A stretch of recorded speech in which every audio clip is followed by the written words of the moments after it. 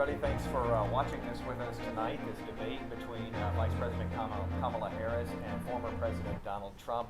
We are in a break right now. We wanted to take just a moment to remind you that we're going to be doing analysis here on the Politics team as soon as the debate is over. We have Jennifer Stoddard-Haidu, the former chair of the Dallas County GOP, with us, as well as Delia Parker Mims, the chair of the Denton County Democratic Party. And there's Jason Blakely coming in at the last minute as always. I know that we're in a break right now. We're expecting probably about another half an hour or so of this debate when we come back from that. Let me get your takeaways just so far in this first hour. Jennifer. Well, I don't think that either one of them are changing anything. They haven't really given any policy stances.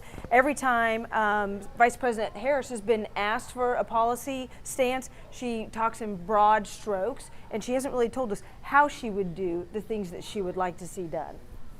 And what say you, Delia? What's your takeaway from the first hour? Strangely, I kind of agree with Jennifer in terms of the in-depthness of the policy. But I think what we're seeing here, for both? Both of them, really.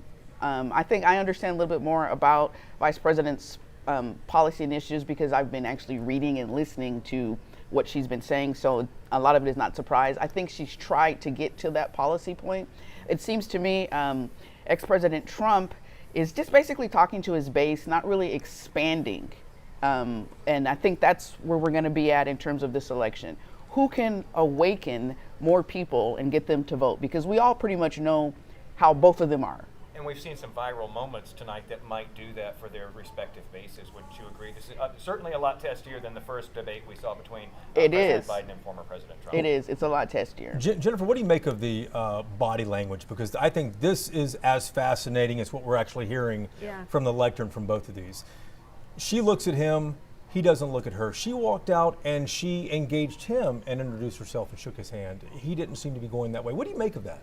Well, I think he's doing a good job of not looking at her. I think he's been told, don't look at her, don't react. One thing I am disappointed about is I wish that the moderators would push them more and get them to actually answer the question and follow. You know, we saw this in the last debate. Where are the follow-up questions? You know, follow up. Well, you say you want this. How are you going to make it happen? Keep them in line. Yeah. Delia, what do you think about the body language here? Well, clearly Trump has been told not to do his stalking routine that he did with Hillary, and he's showing a little bit of aggression. Really, it's by purposely never looking to her. It's his way of saying, "I don't think you are worthy of me looking at," and I think that she keeps looking at him because she's kind of stunned by the sheer in the amount of lies that he keeps coming out and not being called on. It's hard to debate someone who doesn't have a bottom. Is there one moment tonight so far in the first hour that really stands out that you remember, Jennifer? Not really. I mean, it looks like to me that she's just attacking him, trying to provoke him, and he's doing his best to not be provoked. And I don't think that the voters are learning anything or really getting much out of this. Again, the moderators ought to be doing a better job. Delia, anything that she did that has landed in your opinion? Well, she said a few times. I think it landed with her when she called him. When she said he had felonies and he was weak and he was a disgrace.